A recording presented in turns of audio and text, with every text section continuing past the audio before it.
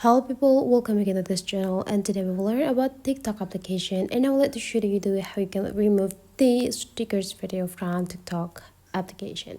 So you just need to open your TikTok and just log or sign in with your account, and you will be automatically bring by the TikTok itself into the home section.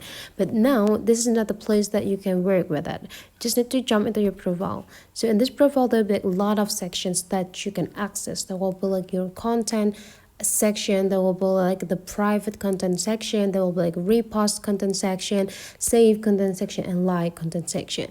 But then you can find the section, it's right after the below of your bio on your account. Now this section that I just taught before. So if you want to access the stickers on your account, you will need to access this second sections right after the content sections collection. So you just need to go click it, and that will bring you into this tab of sticker collection that you have on your account. If you want to delete one of them, you just need to go tap into the stickers that you want to delete. Tap it, and that will bring you into the menu. Now you just need to go click delete and confirm that you want to delete the stickers, and those stickers will be automatically gone.